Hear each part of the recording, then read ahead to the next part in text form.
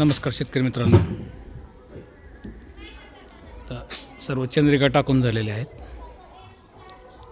जसं मी तुम्हाला म्हटलं होतं की चंद्रिकेखाली मी पाईप वापरतो.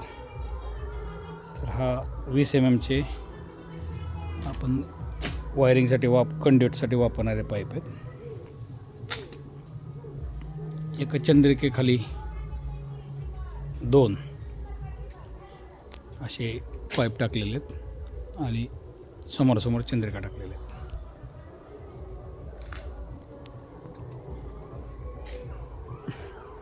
पाहू शकता आपण आळी जसं ऊन वाढायला लागलं तसं वर यायला लागलं आहे.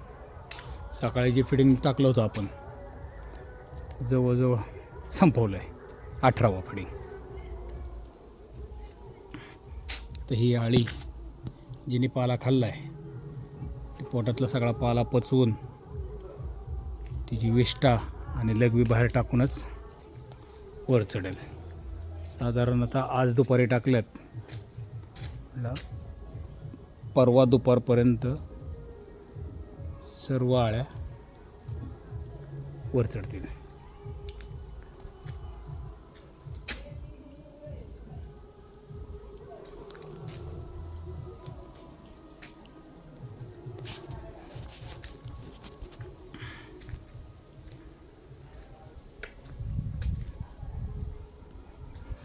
तिथं सुरुवातीला टाकली होती तिथं आळ्या एवढ्या साधारण आत्ता चंद्रिकेवर एक 12-15 आळ्या एका चंद्रिकेवर आलेल्या आहेत.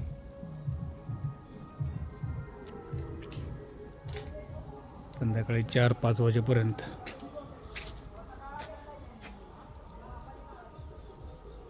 सर्व आळ्या बऱ्यापैकी आळ्या वळतील.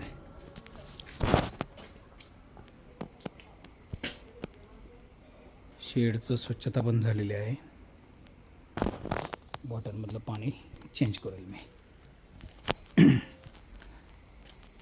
आता शेड हे दिवसा साधारण असं पूर्ण उघडं पण नाही ठेवायची गरज. जर वारा असेल तर पूर्ण उघडं नका ठेवू. वारा शांत असेल तर शेड शक्यतो उघडं ठेवा. कारण की आता काय होतं, आळी तिने सगळं पचवलेलं विष्ठेद्वारे बाहेर टाकते आणि बेडवर जाताना लघवी करूनच कोश बनवायला घेते. त्याच्यामुळे शेडमध्ये थोडंसं अमोनिया वाढण्याचं प्रमाण, गॅसेसचं वाढण्याचं प्रमाण वाढतं. त्याच्यामुळं हवा खेळती ठेवावी.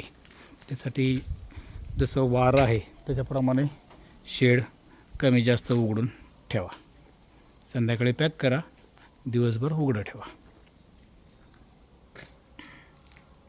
हे अशा प्रकारे आपल्या बॅचचं सक्सेसफुल नियोजन आपण पार पाडलेलं आहे. आता वाट बघूया फायनल रिझल्टची, की आपल्याला कशा क्वालिटीचा आणि किती किलो कोश निघतात. भेटूया पुढच्या व्हिडिओमध्ये. धन्यवाद.